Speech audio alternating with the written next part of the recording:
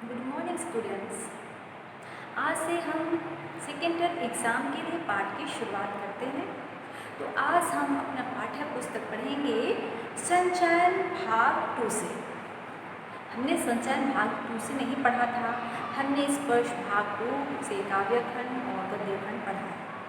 तो हम second term exam की शुरुआत करते हैं और आज हम पढ़ेंगे संचयन भाग 2 से। और हमारा फर्स्ट चैप्टर है संचयन भाग 2 में पहला मिथिलेश्वर।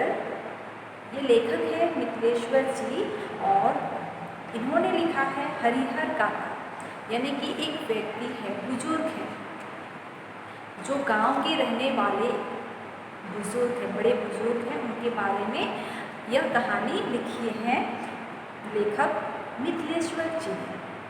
तो इसके बारे में यहाँ चर्चा की गई है। जो गांव के रहने वाले, जो लेखक के गांव में रहने वाले पड़ोस के ही बुजुर्ग हैं, जिसका नाम हरिहर काका है, उसके बारे में लेखक ने चर्चा करके हमें बताया। तो हम कहानी की शुरुआत करने से पहले हम थोड़ा जानकारी ले लेते हैं कि यह कहानी किस प्रकार की है। तो हमें पता ही है कि गांव में अक्सर देखा जाता है कि जो भी ज़मीन होता है उसको लेके क्यों ना अपने घर के ही लोग हो, अपने भाई ही हो, उनसे मारपीट शुरू हो जाती है, बस ज़मीन के हक के लिए, ज़मीन के लिए। तो ये कहानी भी उसी प्रकार की है, एक गांव की है और ये बुजुर्ग है और हरिहर काका ये भी भाई थे, कितने भाई थे और ये मिलके रहते थे। लेकिन कुछ कारणवश हरिहर काका अकेले हो गए और उनके ज़मीन को हड़पना चाह रहे थे, कि ज़मीन जो था उन्हें हड़पना चाह रहा था और बहुत इन्हें सताया भी जा रहा था। ज़मीन के कारण बहुत सी प्रताड़ना दी जाती थी, इतने बुजुर्ग थे लेकिन मारपीट की जाती थी, बस इस ज़मीन के कारण ही। इनके बारे में यहाँ लेखक ने चर्चा करके बताई है, जिसे हम विस्तार से पढ़ेंगे और हम अच्छी तरह से समझेंगे। तो चलिए अब हम पाठ की शुरुआत करते हैं और हरिहर काका के बारे में जानते हैं। तो आप वीडियो के साथ अपना पाठ्य पुस्तक भी देखिए, तो आपको जरूर पूरी तरह से कहानी समझ में आएगी।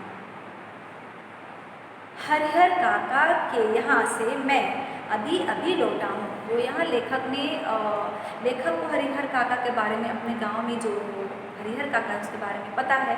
तो मिथिलेश्वर जी लेखक ने हमें बताया है कि हरिहर काका के यहाँ से अभी जाके आ रहे हैं, वापस आ रहे हैं। कल भी उनके यहाँ गया था, लेकिन ना तो वह कल ही कुछ कह सके और ना आज ही, यानी कि कुछ पूछा गया तो कुछ पहले भी नहीं बता सके और ना ही आज बता सके। दोनों दिन उनके पास में देर तक बैठा रहा, लेकिन उन्होंने कोई बातचीत नहीं की। जब उनकी तबीयत के बारे में पूछा तब उन्होंने सिर उठाकर एक बार मुझे देखा, फिर सिर झुकाया तो दोबारा मेरी ओर नहीं देखा। हालांकि उनकी एक ही नज़र बहुत कुछ कह गई, यानी कि हम देखते हैं कि कभी कभी हम किसी से पूछताछ करते हैं तो नहीं बोला, लेकिन हम आँखों को देखकर हम समझ जाते हैं कि वे क्या करना चाहते हैं। तो इसी प्रकार लेखक मिथिलेश्वर जी भी हरिहर काका के पास गए कुछ पूछताछ के लिए। एक दिन गए, फिर दूसरे दिन गए, लेकिन कुछ पूछने के बावजूद भी हरिहर काका कुछ जवाब नहीं दिए। जब उनकी तबीयत के बारे में पूछा गया तो उन्होंने उनकी ओर देखा, तो लेखक उनकी ओर देखकर कुछ समझ गए कि उन्हें कुछ दुख है, तकलीफ है। फिर हालांकि उनकी एक नज़र बहुत कुछ कह गई, जिन्हें यंत्रणाओं के बीच वह घेरे थे और जिस मनस्थिति में जी रहे थे उसमें आंखें ही बहुत कुछ कह देती है, मुंह खोलने की जरूरत नहीं पड़ती है। तो वही कहते हैं कि कुछ पूछा जाए तो लोग नहीं बोलते हैं, तो हम कभी कभी आंखों के इशारों पे, आंखों के भाव से ही हम उनके मन की भाव को पढ़ लेते हैं, समझ लेते हैं। उसी प्रकार हरिहर काका ना कुछ बोला, कुछ नहीं बता रहा है, तो एक नज़र में ही लेखक मिथिलेश्वर जी हरिहर काका की आंखों को देखकर उनके मनोस्थिति, उनके दुख को समझ चुके हैं कि उनके मन में बहुत सारे दर्द भरे हुए हैं। हरिहर काका की ज़िंदगी से मैं बहुत गहरे में जुड़ा हूँ, यानी कि बहुत साल पहले से ही उनकी ज़िंदगी के बारे में पता है और उससे जुड़ा हुआ है लेखक जी। अपने गांव में जिन चंद लोगों को मैं सम्मान देता हूँ, यानी कि बहुत सारे बुजुर्ग हैं उनको सम्मान देते हैं लेखक जी, उनमें हरिहर काका भी एक है। हरिहर काका के प्रति मेरी अश्क के अनेक व्यवहारिक और वैचारिक कारण है, यानी कि उनके साथ गहराई का बहुत सारे ऐसे कारण हैं जिनके कारण वे उनके साथ गहराई से रहते हैं।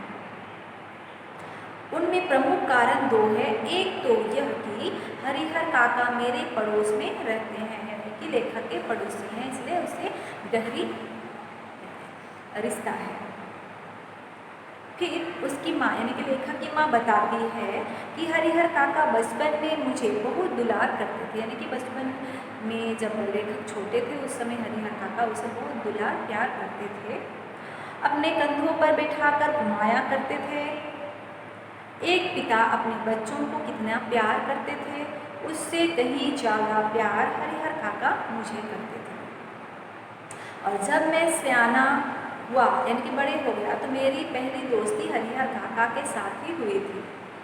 हरिहर काका ने भी जैसे मुझसे दोस्ती के लिए ही इतनी उम्र तक प्रतीक्षा की थी, यानी कि हरिहर काका जब छोटे थे लेखक मिथिलेश्वर जी तब उन्हें बहुत प्यार करते थे, और जब बड़े हो गए तो दोस्ती भी हुई तो हरिहर काका से लेखक की दोस्ती हुई, यानी कि इतने दिन तक प्रतीक्षा यानी कि रुके हुए थे जब तक कि ना बड़े लेखक ना बने। माँ बताती है कि मुझसे पहले गांव में किसी अन्य से उनकी इतनी गहरी दोस्ती नहीं थी। वह मुझसे कुछ भी नहीं छिपाते थे, खूब खुलकर बताते थे, लेकिन फिलहाल मुझसे भी कुछ कहना उन्होंने बंद कर दिया है।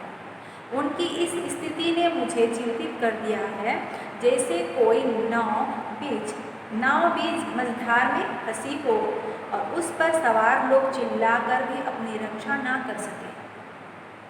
तो लेखक जी बताते हैं हरिहर काका के बारे में कि उनके पड़ोसी थे, और उनकी माँ बताती है कि बचपन से ही उन्हें बहुत प्यार करते थे, इसलिए उनसे गहरी लगाव है, यानी कि जब बड़े हो गए सियाने हो गए तो भी हरिहर काका से उनकी दोस्ती लेखक की दोस्ती थी।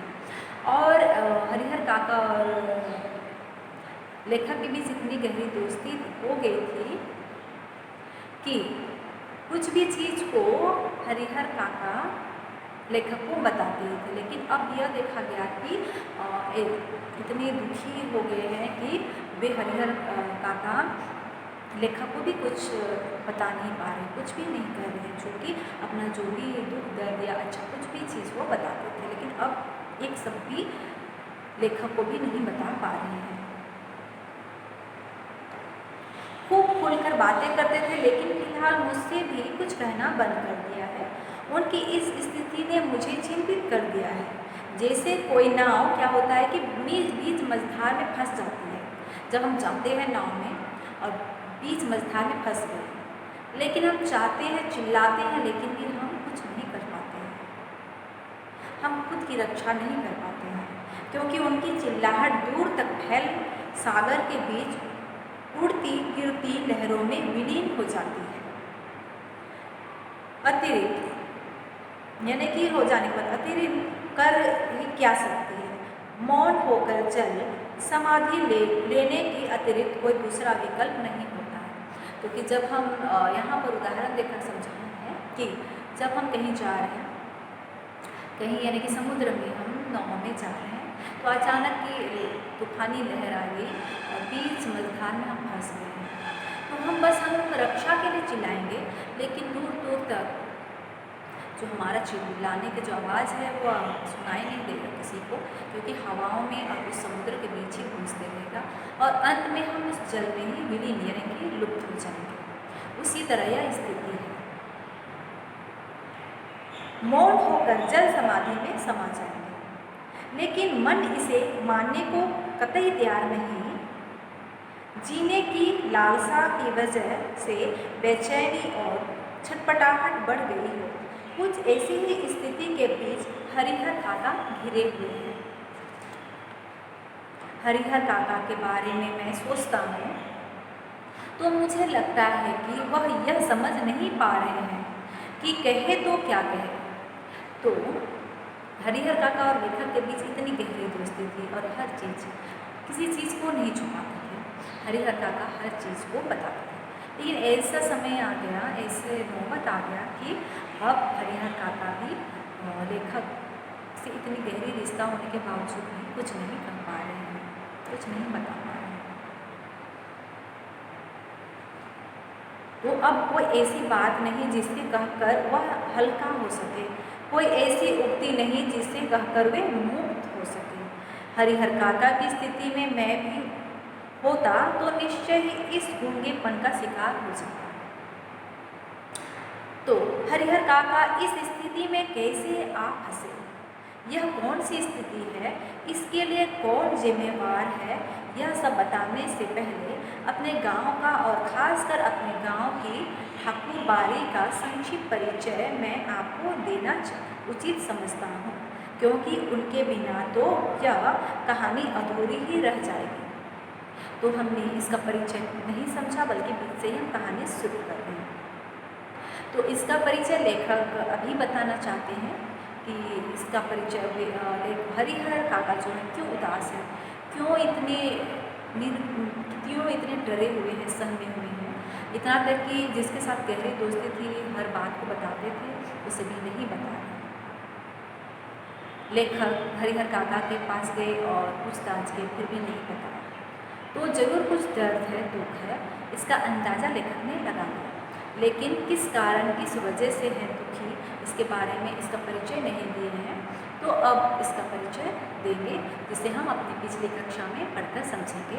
तो हम यहाँ तक पढ़कर समझ चुके हैं।